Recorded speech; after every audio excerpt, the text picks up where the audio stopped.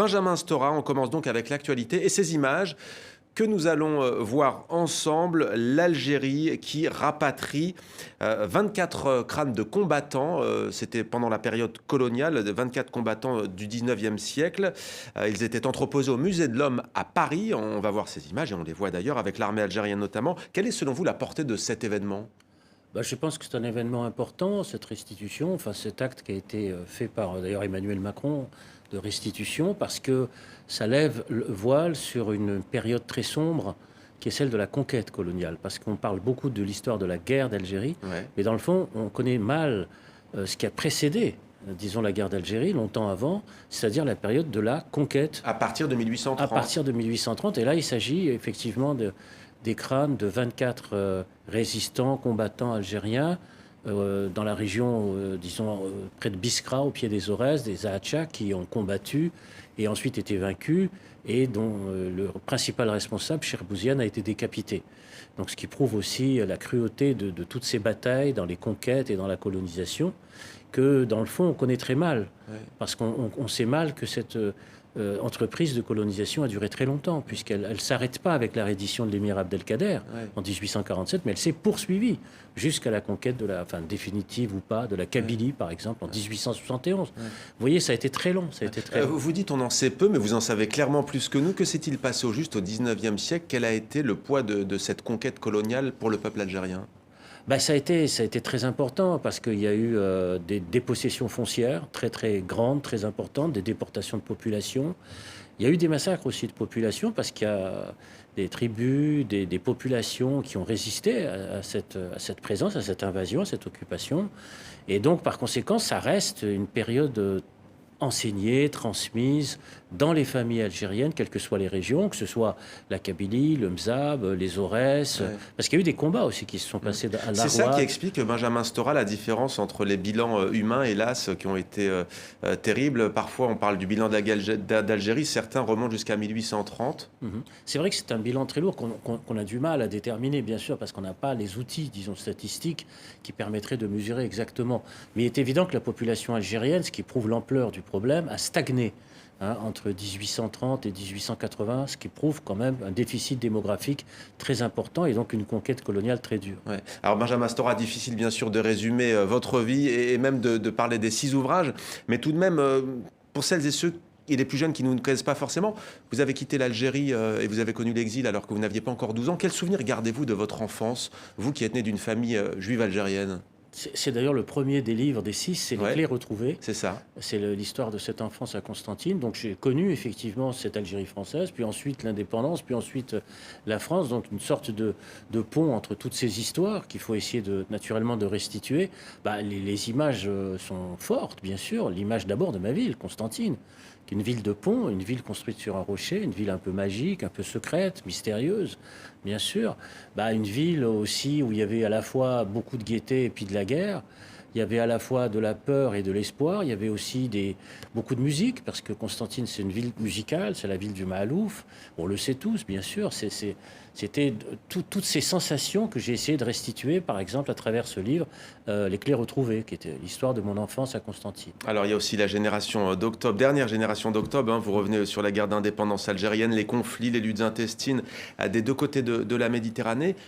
Vous, avec le recul, en tant qu'historien, qu'avez-vous apporté aux relations entre la France et l'Algérie ? Il y a bien entendu vos travaux. Vous êtes investi aussi sur les questions mémorielles, justement. On évoquait ces images de ce rapatriement. Oui, bien sûr. Moi, je pense que là où j'ai joué modestement mon rôle, c'est d'abord dans la longueur du travail que j'ai accompli. Parce que ça fait 40 ans que je travaille sur l'histoire de l'Algérie. Ça fait beaucoup d'années, en commençant par une biographie de Messali jusqu'à cet ouvrage sur mon enfance. Donc c'est 40 ans d'une vie qui ont marqué peut-être certaines générations, je ne sais pas, mais ce savoir accumulé, cette culture, disons, accumulée, qui permet, à mon sens, de combler le fossé qui peut exister entre les deux rives de la Méditerranée, c'est-à-dire cette connaissance réciproque. Ce qui manque, dans le fond, dans les deux sociétés, c'est la connaissance de l'autre. Connaissance mutuelle, C'est les connaissances réciproques, les connaissances mutuelles, parce qu'à partir de la non-connaissance, il y a des stéréotypes, des fantasmes, des préjugés, etc. Donc, abattre la barrière, les barrières de ces préjugés et de ces fantasmes, c'est ce à quoi contribue le savoir académique, le savoir historien. Alors l'Algérie qui célèbre les 58 ans de son indépendance ce 5 juillet, et pourtant la France a, entre guillemets, officialisé cette indépendance le 3 juillet. Alors pourquoi cette différence entre les deux dates? La réponse de Slimane Zeguidour. Le 3 juillet 1962 marque l'accession de l'Algérie à l'indépendance.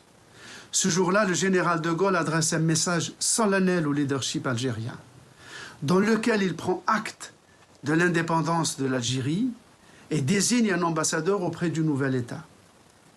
Cette nouvelle va révéler au grand jour et l'unanimité, l'acceptation, la joie du peuple algérien et les dissensions qui déchiraient jusqu'ici dans l'ombre le FLN. Pour résumer, pour une faction dirigée par Ben Bella, cette victoire est celle de l'équipe qui a mené les négociations d'Évian. Donc cette indépendance n'est pas la sienne.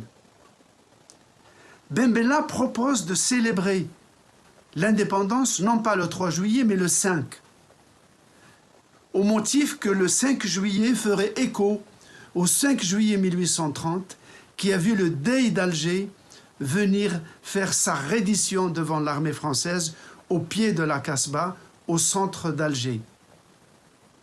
Mais, pas plus le 3 juillet que le 5 juillet, les dirigeants du FLN ne sont présents à Alger. Ils se sont révélés incapables de laisser de côté leurs divergences, ne serait-ce que le temps, 1 heure, le temps de lever les drapeaux, les couleurs nationales, au même endroit, au centre d'Alger, pour prendre acte devant l'histoire de la souveraineté retrouvée de l'Algérie. Pour beaucoup d'Algériens, cette absence des leaders de l'indépendance à Alger, le 3 ou le 5 juillet, est le péché originel de cette indépendance. Voilà pourquoi, explique-t-il, nous avons entendu tout au long du Hirak, pendant plus d'1 année, des millions de jeunes Algériens réclamer, en appeler à une nouvelle indépendance. Comme si celle qui avait été énoncée le 3 juillet avait été ou confisquée ou était restée inachevée. Benjamin Stora, indépendance confisquée ou inachevée, parce que c'est vrai, on a entendu les manifestants clamer la volonté d'avoir une troisième, en tout cas une deuxième libération. Je dirais plutôt indépendance confisquée, parce que c'est le titre du livre d'un des acteurs principaux du nationalisme algérien, qui a fait Ratabas, qui a écrit un ouvrage qui s'appelait L'indépendance confisquée. Auquel vous avez consacré une biographie. Absolument, j'ai consacré cette biographie. Je vois que vous avez bien suivi mon parcours, disons, universitaire. Et ce titre me paraît tout à fait plausible, tout à fait cohérent, parce qu'effectivement, le problème de la confiscation est posé, parce que l'espoir, disons, des Algériens, Algériennes aussi, était immense, bien sûr, dans la volonté, naturellement, de récupérer la souveraineté nationale, ça c'est fort, mais aussi de la liberté, du pluralisme, de la démocratie. De la citoyenneté aussi, on a entendu. Et on entend beaucoup ce mot système, y compris nous, journalistes, on a parfois beaucoup de mal à savoir de quoi il s'agit. Même les plus jeunes en Algérie prononcent ce mot système. C'est quoi le système en Algérie? C'est l'armée algérienne? C'est les clans? Il y en avait, est-ce qu'il y en a encore? On a du mal à suivre, Benjamin Stora. Moi non plus, je ne sais pas ce que c'est le système avec un grand S, parce il y a toute une série de termes, d'appellations qui ont caractérisé, disons, le type de fonctionnement du régime algérien, tout simplement, parce que, dans le fond, ce qui dominait, c'était plutôt l'opacité. Oui. C'est-à-dire le fait qu'on ne savait pas qui était derrière le rideau, derrière ceux qui tiraient ou pas les ficelles, etc. Donc il y avait cette espèce de volonté de la rue de se réapproprier une histoire transparente, c'est-à-dire une histoire où on puisse repérer chacun des acteurs, connaître, disons, les enjeux, les programmes de tous les protagonistes. C'est-à-dire que, oui, c'est très difficile de caractériser la nature exacte du régime algérien. C'est une des grandes revendications, précisément, du mouvement démocratique en Algérie. C'est-à-dire cette volonté de sortir de de manque de transparence et d'obscurité pour arriver, disons, à cette forme de modernité politique où on puisse identifier le Premier ministre, identifier les ministres, identifier, disons, les acteurs politiques et culturels et économiques principaux. C'est une grande revendication, bien sûr.